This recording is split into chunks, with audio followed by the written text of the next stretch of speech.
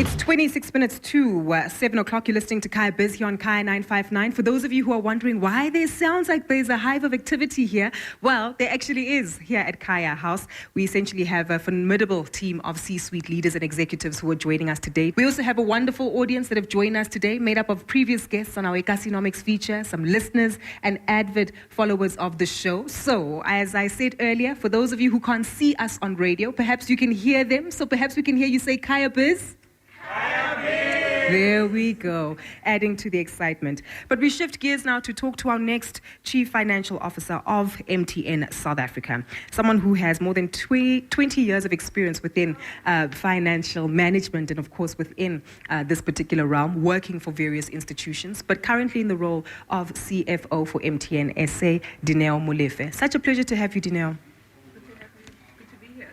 Fantastic. Really exciting times to speak to you, because I think for anyone who thinks of MTN, we're very well aware that you're not only a strong contender in South Africa when it comes to network connectivity, but really across the continent. But let's come closer to home, because we are very, very well aware that the South African environment has been plagued by a number of challenges. Load shedding is certainly top of mind for an entity like yours, given that according to your most recent financial results, you actually spent between 4.5 billion to 5 billion rand in terms of ensuring that your customers remain connected during load shedding, and you've also invested a further 1.5 billion in your network resilience program. This sounds like load shedding has given you sleepless nights. Indeed it has. The South African network wasn't designed for load shedding. If you compare to countries like Nigeria, where use of generators is just really a pretty standard way of having power supply, South Africa wasn't in that kind of dynamic. And so when the load shedding situation came to the fore, and having the dependency on Eskom to be able to be up on our network, all of a sudden that's not possible. It really needed us to think differently about how we ensure that our customers remain connected. And connectivity is a basic need. It's no longer a luxury. It is really a basic need. If you think about the fact that for an ambulance to operate, somebody needs to be able to make a phone call if they're sick at home.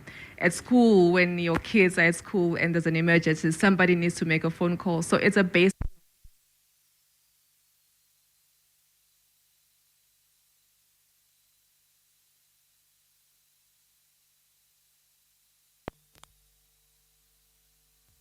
the network resilience program is going to cost us between 4.5 and 5 billion.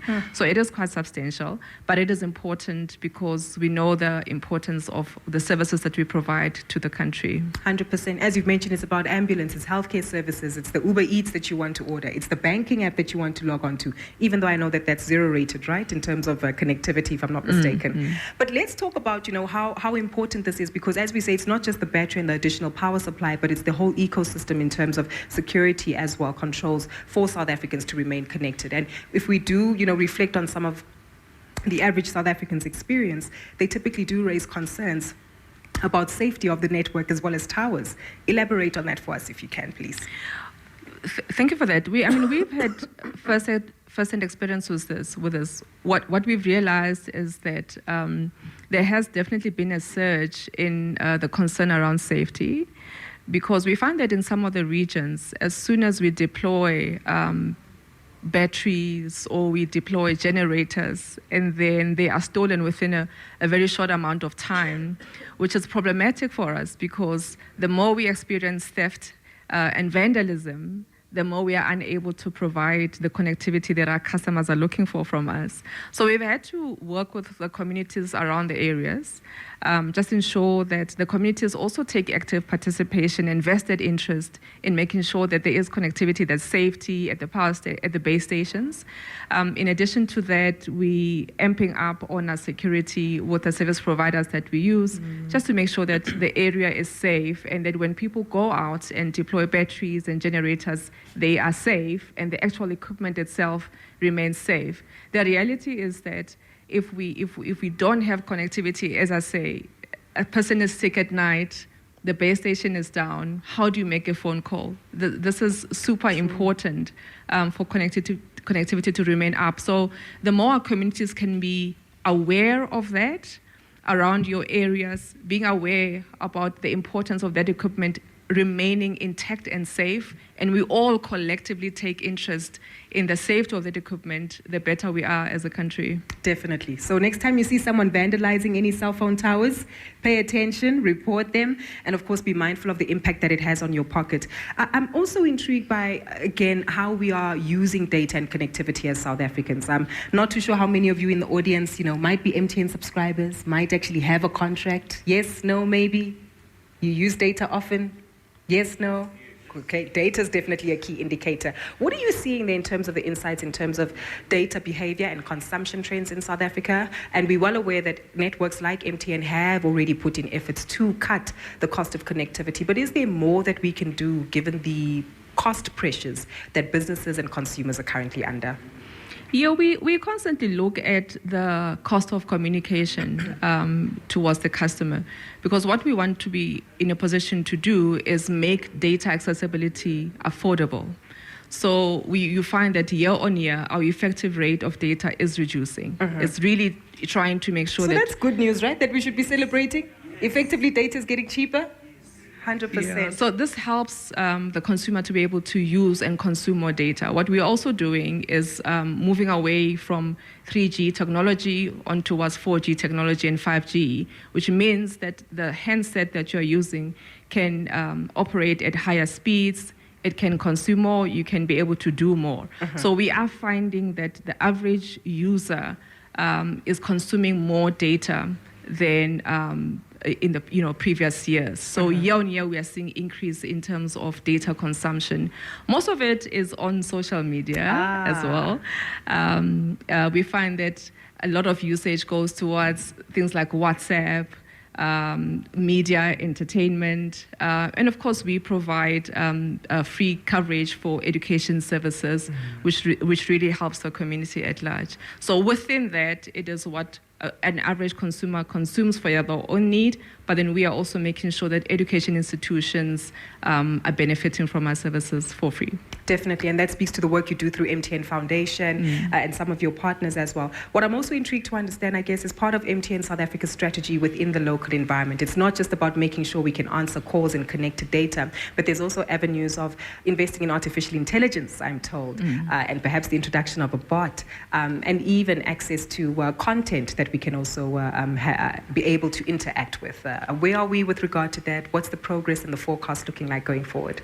So we're doing quite exciting things in this area of AI. We are busy launching a chatbot for our employees.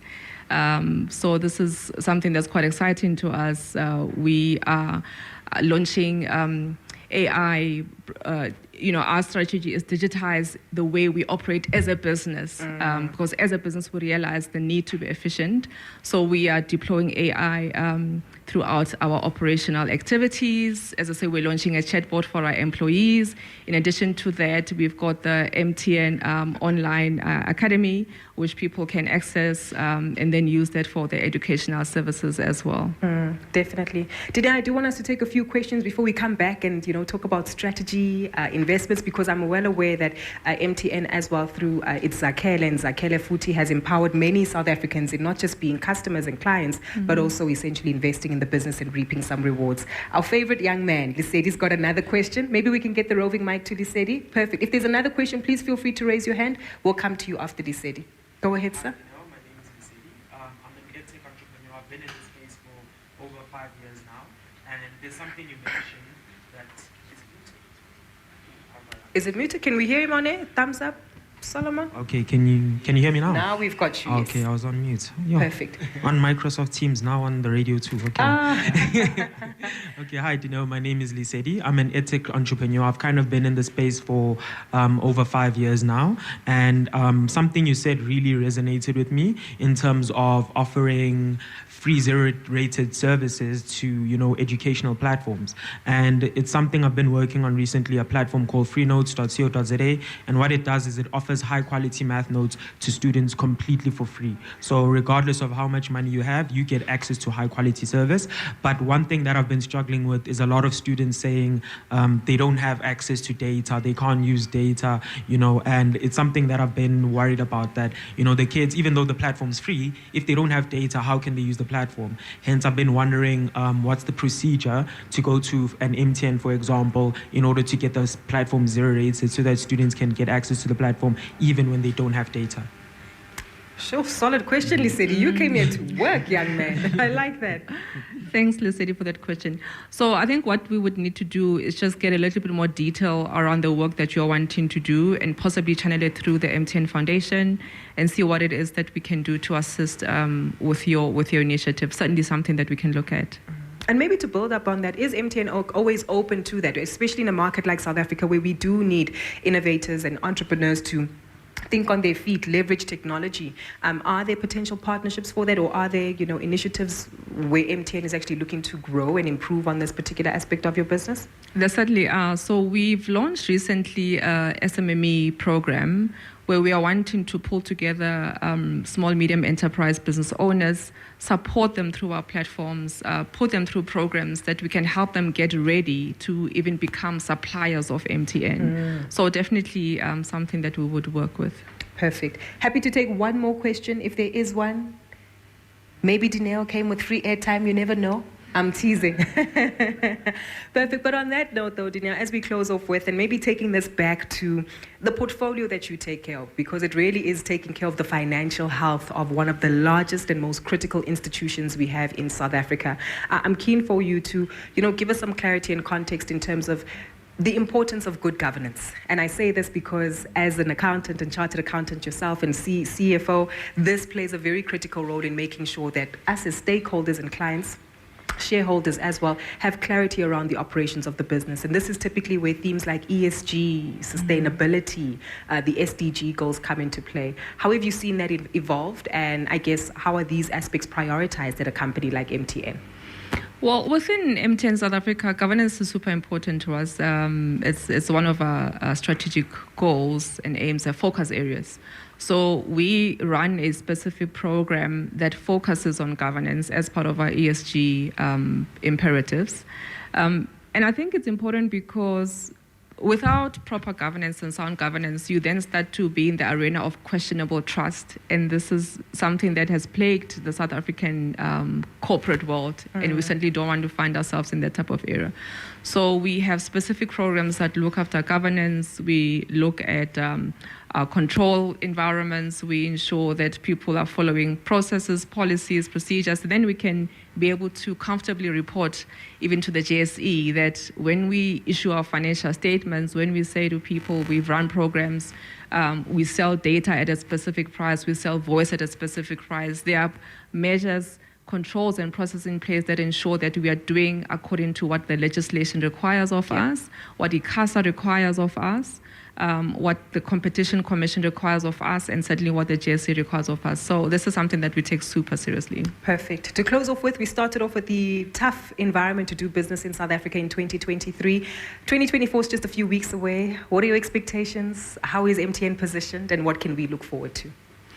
I think, 2024, it's an interesting year. It's an election year. Yes. I think as South Africans, we are looking forward to that and what that means to the country. Certainly, we're looking forward to improved economics. I think people need to be able to access employment, have economic viability, because the more people don't work, the more actually we can sell airtime. True. And so this is super important for us. So we're looking forward to a better year next year. We're looking forward to a year where interest rates increases start to recede. Yes. Because that takes away ability for people to consume services. From an MTN perspective, I think we are poised to continue to invest in the network, make sure that people are able to connect. We are simplifying our portfolio in terms of what you can be able to buy when you go to an MTN store. We don't want you to experience complexity. We want you to experience simplicity, ensure that you take as little time as possible for you to receive the services that we have to offer. We have the fintech business that we are investing in. It's quite exciting to us. We've launched prepaid funeral cover. We've launched cross-border money transfer. So that business is a win for us. We've got the enterprise business that's continuing to grow.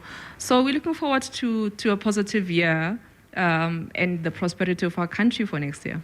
100%. Dineo, such a pleasure speaking to you, and we have full confidence that you'll continue to make great strides at MTN, and I guess many more subscribers in the audience will be paying attention to any network outages and will ring you up in terms of any concerns. Thank you again for your time. Thank you so much. Fantastic. That's where we wrap up our conversation this evening with Dineo Molefe, who's the Chief Financial Officer of MTN South Africa, giving us a deeper understanding of the kind of investments they've made in our economy to make sure that you and I remain connected and understanding the ripple effects that it has on our pockets, on our livelihoods, and on our businesses. Well, do stay with us. It's 9 minutes to 7 o'clock, and when we come back, we'll talk all things consumption. Uber Eats, or is it Uber Neats, or is it Uber Cleans, or is it, well, if you know anything about their new ads, you'd know all about that phrase line, and we'll essentially get some clarity and perspective on the growth and activity that we've seen in the South African consumer market.